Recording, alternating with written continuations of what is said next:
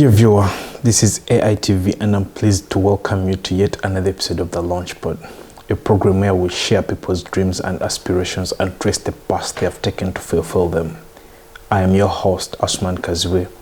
Here at AITV and The Launchpad, our goal is to inspire you through sharing other people's stories of struggle in their quest to chase their life dreams.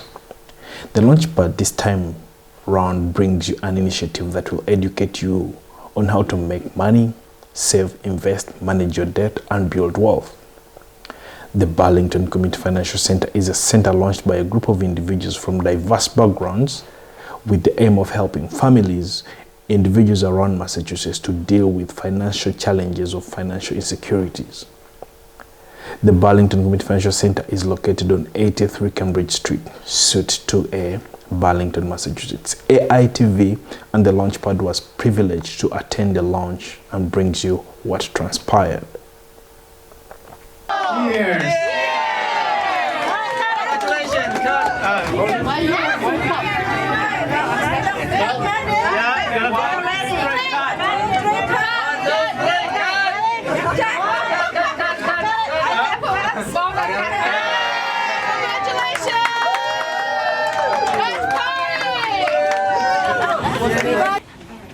Just a few months ago, we made a bold decision to initiate a bold move to start the financial center that will amplify financial literacy education in communities.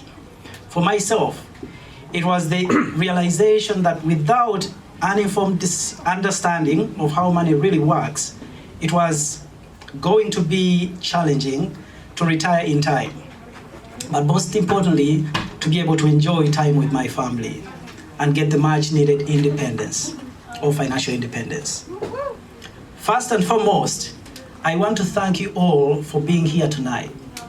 Myself, my co-founding partners, as well as our business partners are thrilled for the unwavering support you've shown us tonight. We feel privileged to have you here as we initiate this very first step. I'd like to define what financial literacy is. It is a possession of the set of skills and knowledge that allows an individual to make informed, effective decisions with all of their financial resources. You see, there is a set of skills, informed decision, and financial resources. That is what we do. We educate families to understand these and be able to make informed decisions because it is critical to be able to succeed.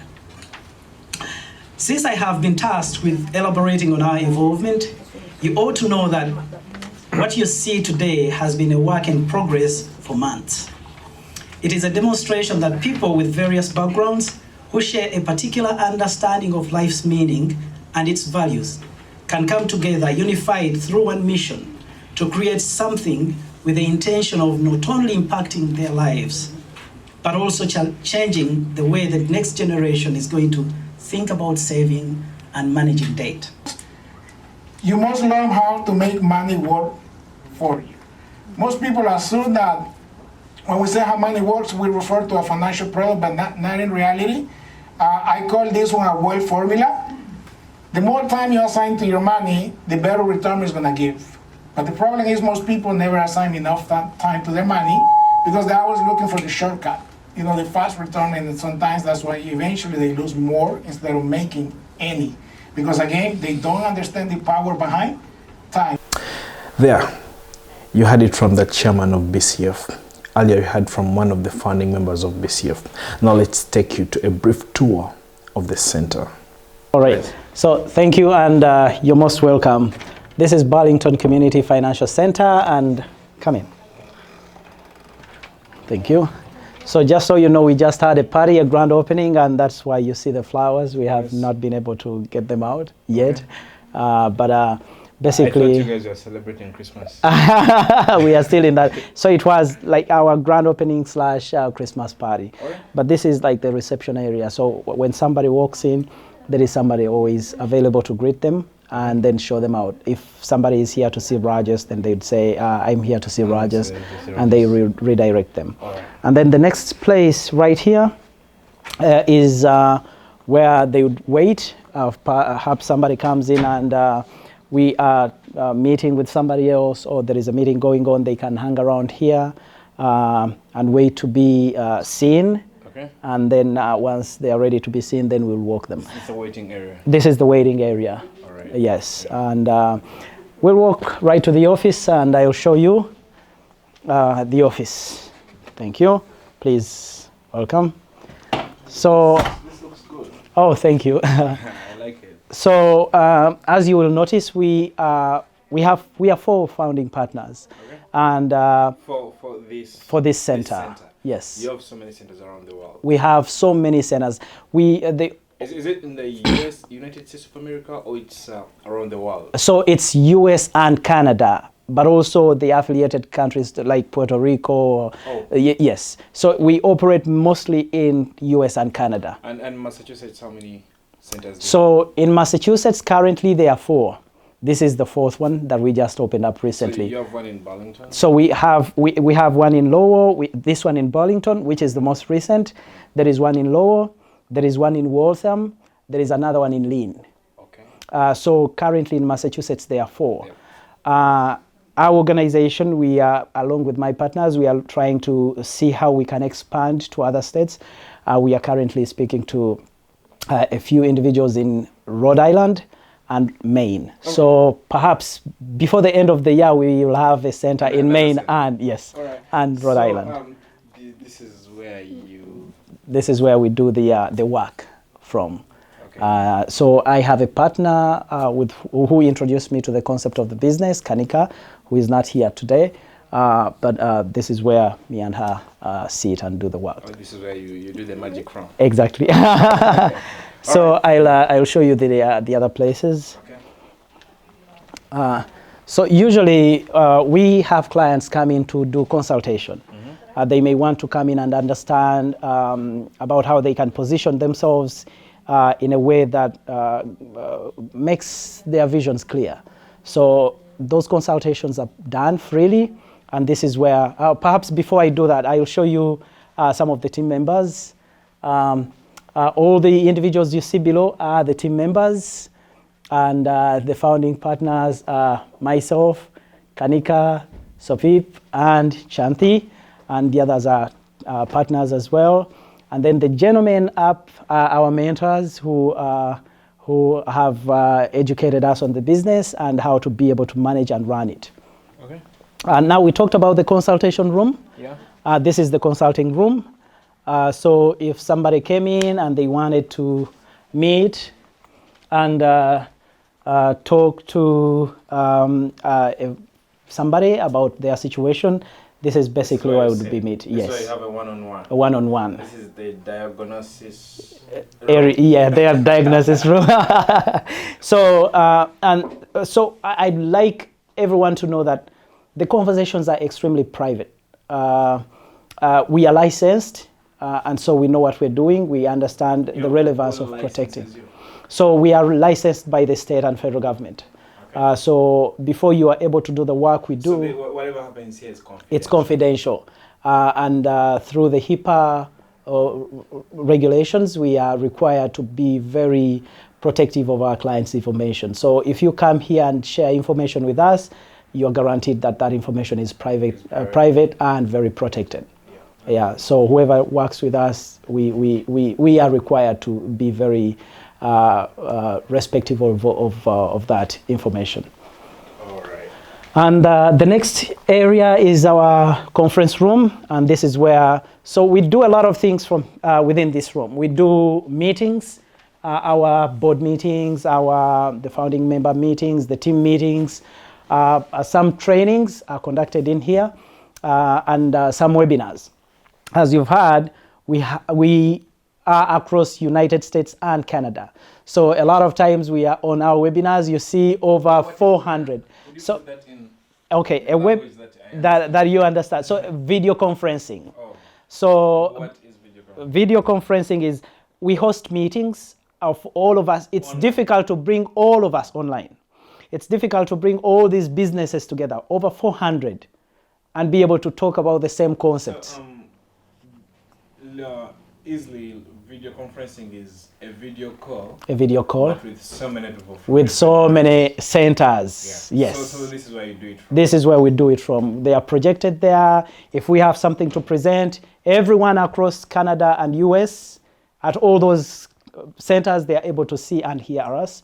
And we are able to do the same for all the others. All right.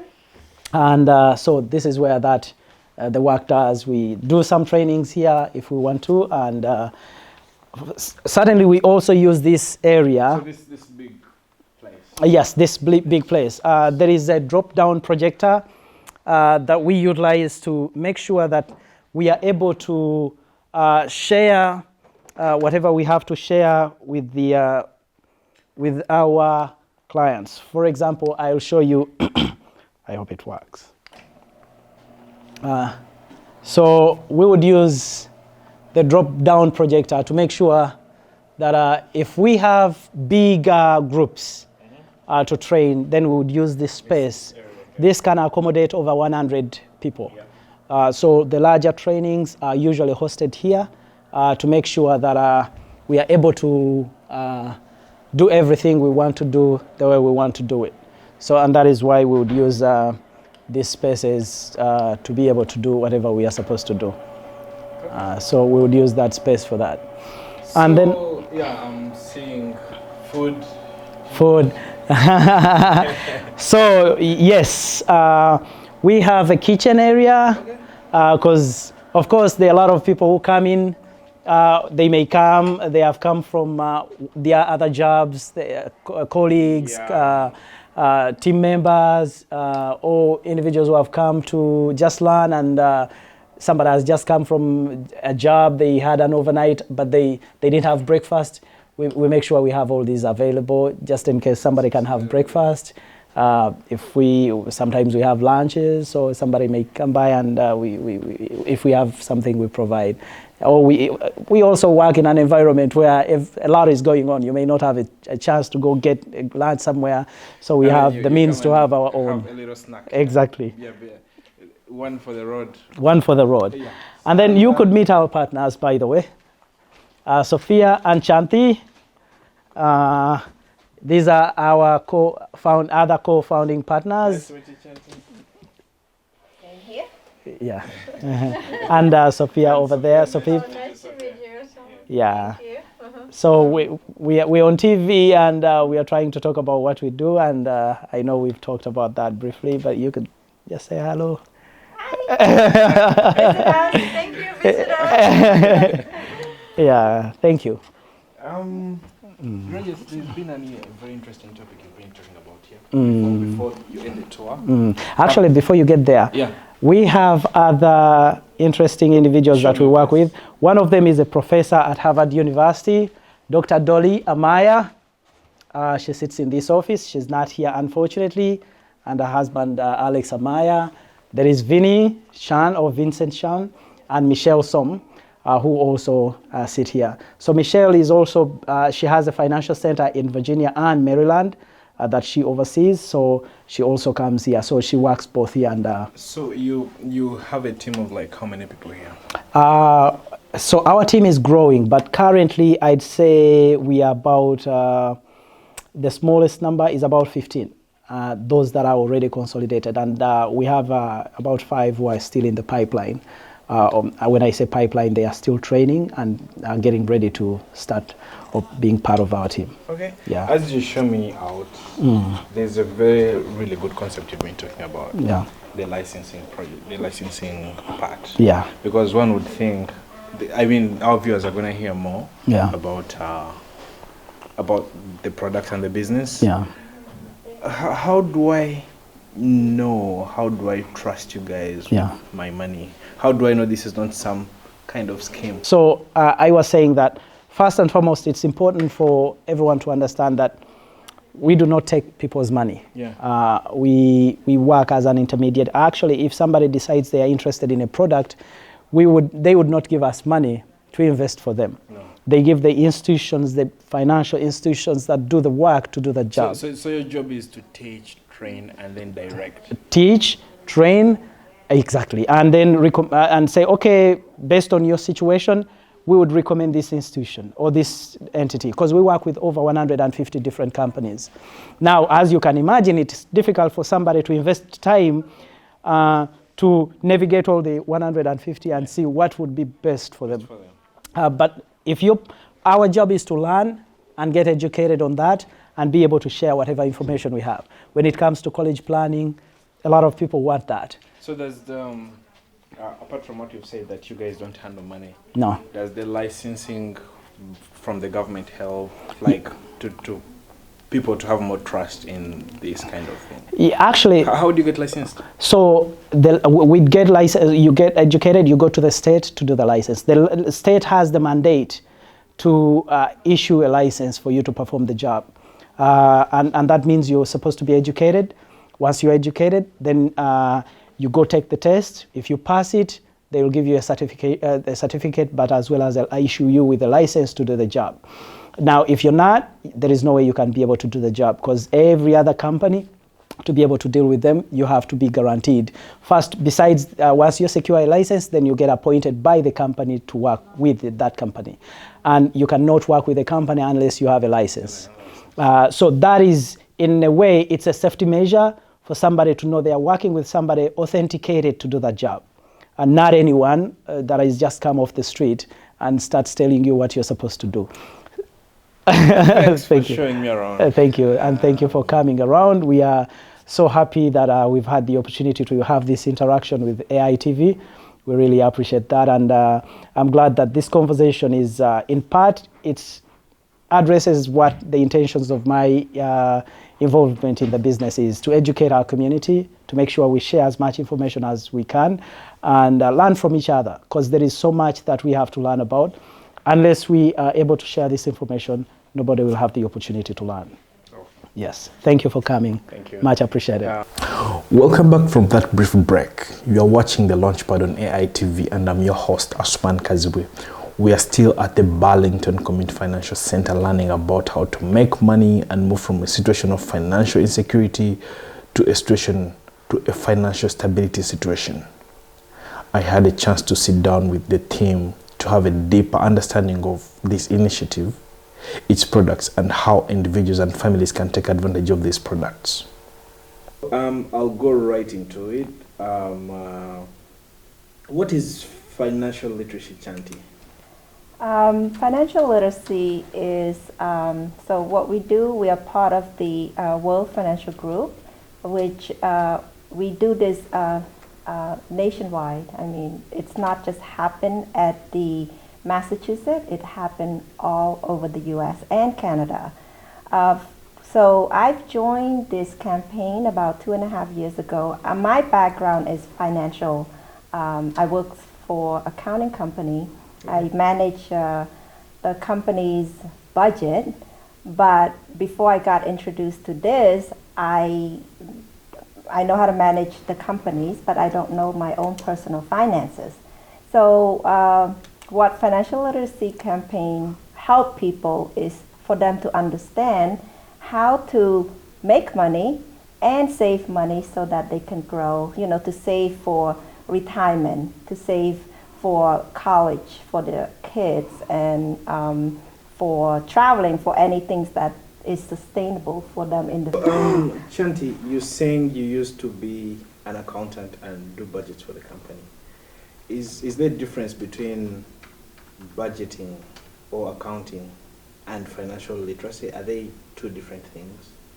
Definitely, they are two different things. You know, managing the company's budget to make them balanced is great and all, but personal finances is like, you know, you're able to make money and earn money, but then you have all these expenses that you have obligations to pay. So literally, you know, like statistically, 70% of Americans are living paycheck to paycheck regardless of their income. You may be seeing people driving a nice car, living in a good home, but technically, you know, they are living paycheck to paycheck. Okay, so financial literacy is helping you not live paycheck to paycheck, in my understanding. Yes, we're trying to educate people that, you know, making money and knowing, we have different platforms that teach them how to even invest, for an example, $6.60 a day, and compound with compound interest in 10 years, can grow your money from, that $6,060 in 10 years to like $42,000 with compound. So the way I understand it, because I'm asking for the people out there, the way I'm trying to understand it is you concentrate, or you at the individual level, you're talking about saving, you're talking about investing, you're talking about making more money.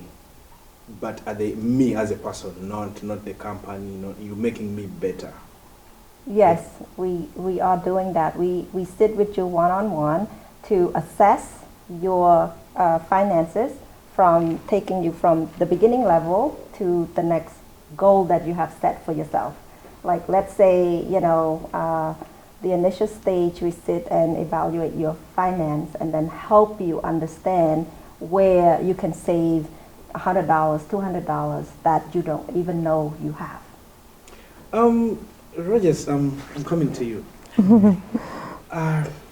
There's a story I've had where people who sell rose, the rose we use on Valentine's Day. Yes. Yeah. They sell the rose, but they never have the rose themselves. Yeah. They never buy one for themselves. Yes. So I'm thinking, by you being in this company and working in this company, you have used some of the products, or you have actually invested in it, and you have put yourself into it. Yes. So I want to know, give me some little bit of background about yourself. Why did you come into this kind of business, and how it has impacted your life? A little bit of background, and then where you earned. Yeah. Okay, so thank you.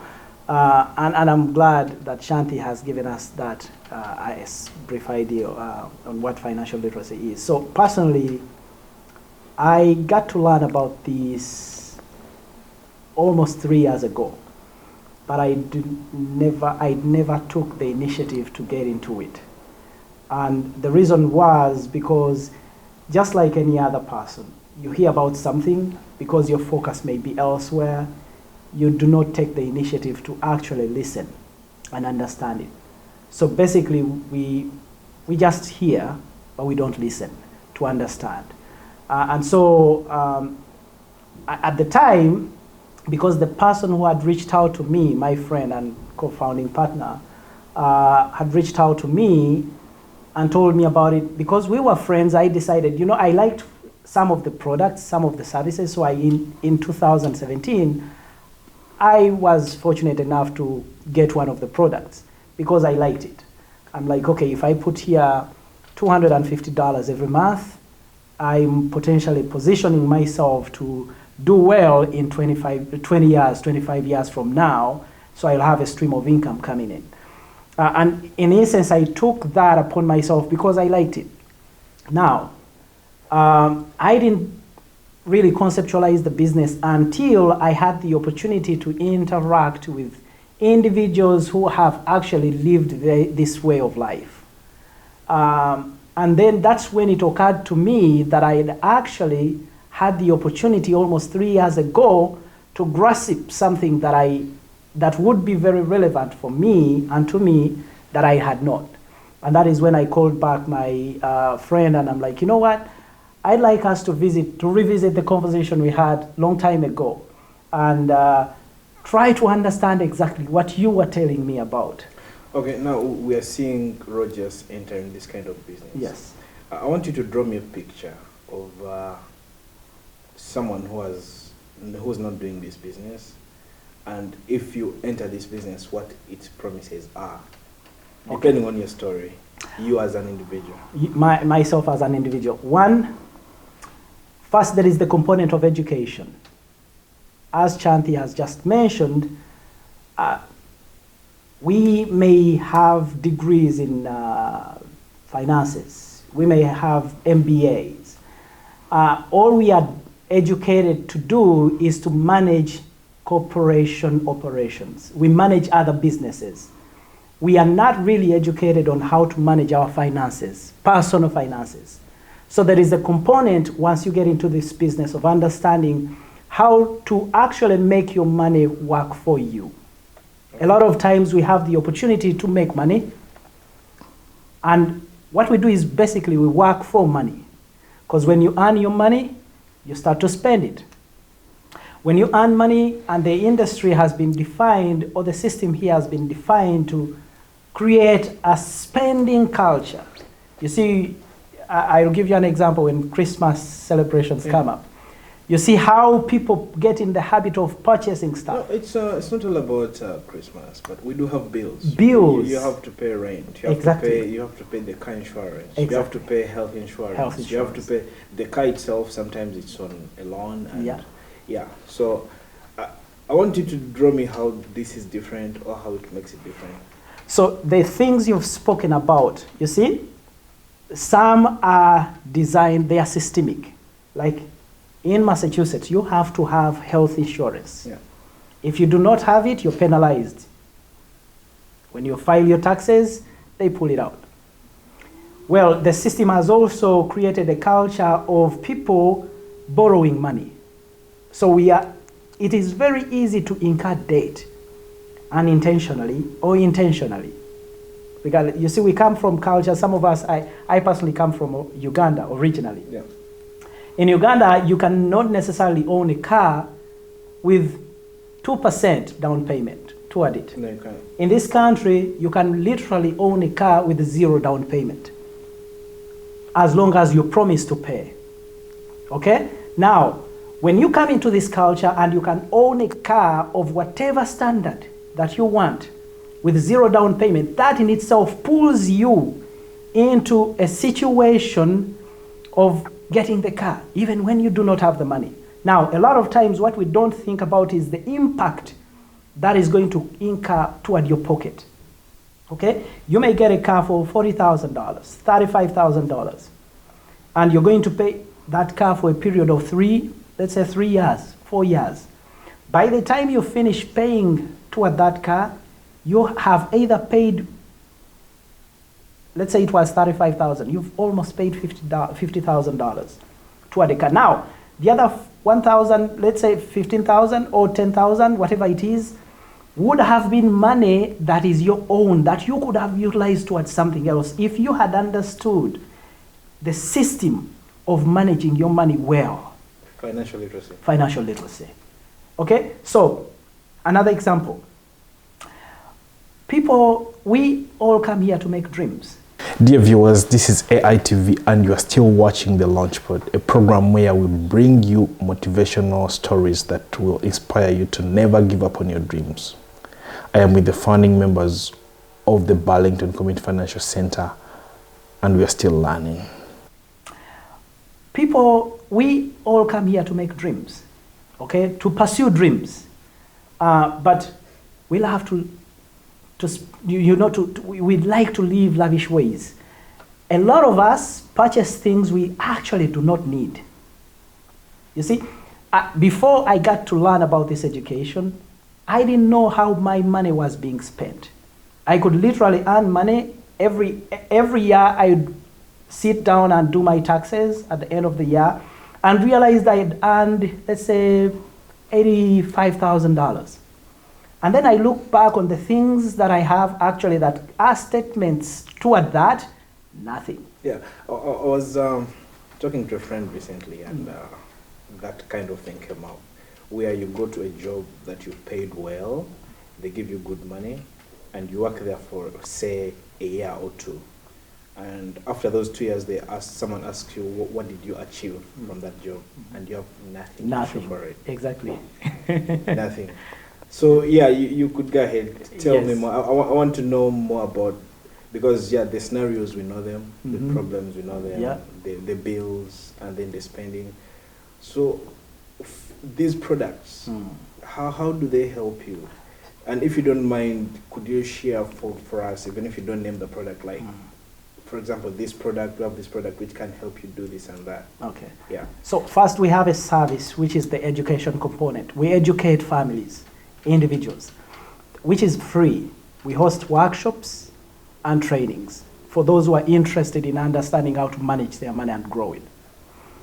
Now, we have, for example, I will give you an example. Chanti has just mentioned something very significantly important is, you know, we are in a habit of spending money. Yeah. But if we imagine how much money we spend idly, just going out to eat or just buying a coffee every day, or 3 coffees, no matter what you decide to do, whatever your spending habit towards something is, it could now just take the 660 cents, $6.60 that Chanti just mentioned. With $6.60, if you took that money and put it in one of the platforms that earns you 10% interest rate, 10%, and you just devote yourself to that culture of saving $6.60 a day. Yeah, that's the cost of a cup of coffee at Dunkin' Donuts. Exactly. Yeah. Okay, or Starbucks. Okay, $6.60, and you just do that for 30 years. You'd have literally more than 400,000 US dollars.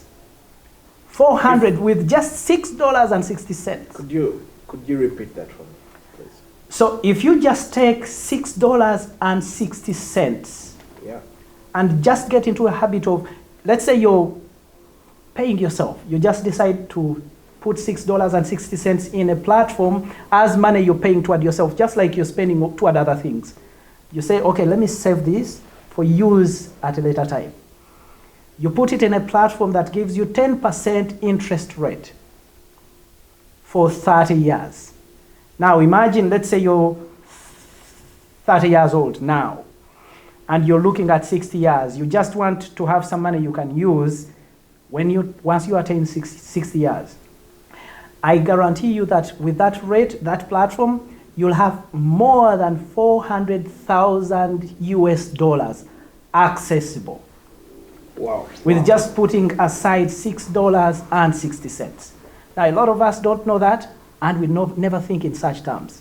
And that is why our programs are designed to first intrigue us to start thinking proactively about how we use our money, which platforms to put our money. Now, is it, because a lot of us in my culture, when I say my culture, I mean Ugandans. Once we come into this country, the platforms we look at when we think about investing or saving money is purchasing a land, building a house, buying a car, saving maybe building apartments, getting married, right? Yeah. So, but it's important to understand what among all these things, if I purchased a piece of land in Uganda and put up apartments, and let's say on average I'm going to get 3 million Uganda shillings. Yeah. That is $900 a month. Now, what we never think about is what the return on investment is going to be versus what the cost of that investment was. 2, there are individuals that are intermediate into these ventures. You're expending toward these individuals because they are supposed to manage these properties. You're expending toward the cost of putting up these establishments or whatever they are. But also, there are situations where individuals we are dealing with have had to inflate or deflate the prices of the things we are purchasing to put up these ventures. Now, before you know it, you've actually spent a fortune toward these initiatives. And at the end of it all, they're earning you peanuts. Okay? So, it is important for us to start thinking proactively and identify it's okay for somebody to build apartments for income generation. But it's important to diversify the sources of the resources, sources of income. We should have passive income. We should have residual income. You should not necessarily rely on a job for income purposes because jobs are not guaranteed. At any time, you can lose it. What happens if you lose it? Rogers, I'll come back to you. My viewers, this is AITV and this is the Launchpad. I'm bringing you people who are gonna teach us finances, people who are gonna make us rich. They're giving us different options about what we do. Now, Rogers here is telling us that with 6.6 cents, $6. at a percentage of 10%. 10% interest, you can literally have almost $400,000 in 30 years. And that's the cost of a cup of coffee. The other thing he's telling us is we compare the way we make our investments, because most people who come here, people who come from, I'll talk about Uganda, when we come here, what we think of is investing back home. But how do you compare that, what he's talking about? Because the way I see it, you could still build a house there and make an investment here. It's a lot. We cannot have it all in one day.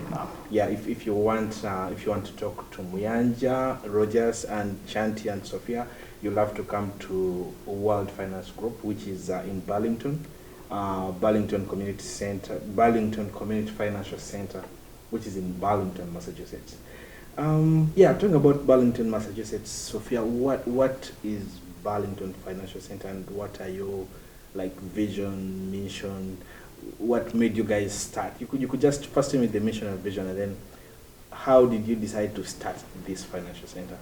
Oh, thank you so much, because we have the previous financial center, and our center is growing, and that's why we before we try to form the financial center, and we started in this year, end of this year, on December 2019, and our vision is to educate people, move people from financial insecurity to financial freedom, and we educate who take our service to different level of school, like school, church, table, kitchen table, and community, all over wherever they ask us to go.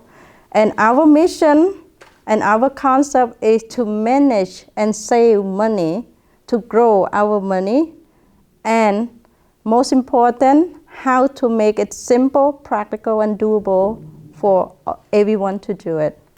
Dear viewer, we have come to the end of this episode of The Launchpad.